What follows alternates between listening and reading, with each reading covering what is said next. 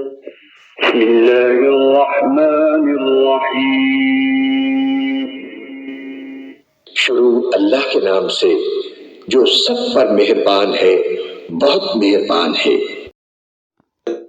ابن عباس رضی اللہ تعالی عنہ نے وضو کیا تو اپنا چہرہ دھویا، اس طرح کہ پہلے پانی کے ایک چلو سے کلی کی اور ناک میں پانی دیا، پھر پانی کا ایک اور چلو لیا، پھر اس کو اس طرح کیا، یعنی دوسرے ہاتھ کو ملایا، پھر اس سے اپنا چہرہ دھویا، پھر پانی کا دوسرا چلو لیا اور اس سے اپنا داہنا ہاتھ دھویا، پھر پانی کا ایک اور چلو لے کر اس سے اپنا بایاں ہاتھ دھویا، اس کے بعد اپنے سر کا مسح کیا، پھر پانی کا چلو لے کر داہنے پاؤں پر ڈالا اور اسے دھویا، پھر دوسرے چلو سے اپنا پاؤں دھویا یعنی بایاں پاؤں۔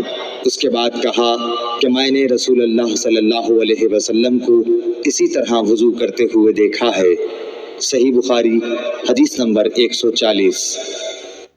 نبی اکرم صلی اللہ علیہ وآلہ وسلم نے فرمایا، جب تم میں سے کوئی اپنی بیوی سے جمع کرے تو کہے اللہ کے نام کے ساتھ شروع کرتا ہوں، اے اللہ ہمیں شیطان سے بچا اور شیطان کو اس چیز سے دور رکھ جو تو اس جمع کے نتیجے میں ہمیں عطا فرمائے۔ یہ دعا پڑھنے کے بعد جمع کرنے سے میاں بیوی کو جو اولاد ملے گی اسے شیطان نقصان نہیں پہنچا سکتا۔ صحیح بخاری حدیث نمبر 141۔ رسول کریم صلی اللہ علیہ وسلم جب قضاء حاجت کے لیے بیت الخلاء میں داخل ہوتے تو یہ دعا پڑھتے، اے اللہ میں ناپاک جنوں اور ناپاک جنیوں سے تیری پناہ مانگتا ہوں۔ صحیح بخاری حدیث نمبر 142۔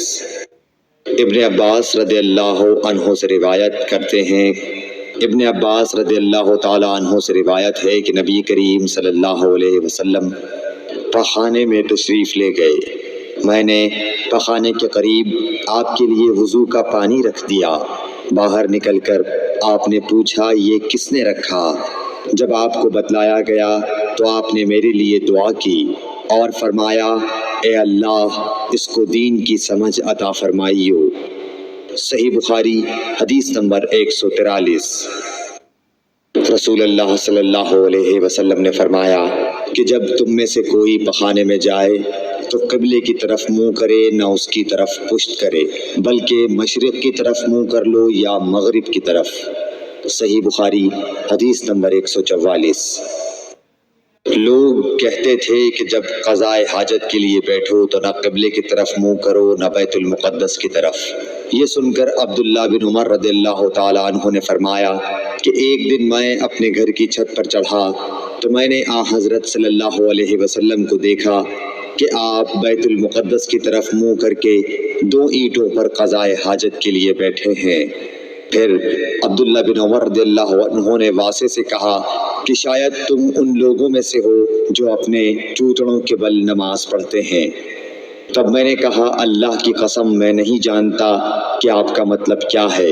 امام مالک رحمۃ اللہ نے کہا کہ عبداللہ بن عمر رضی اللہ تعالی عنہ نے اس سے وہ شخص مراد لیا جو نماز میں زمین سے اونچا نہ رہے، سجدے میں زمین سے چمٹ جائے۔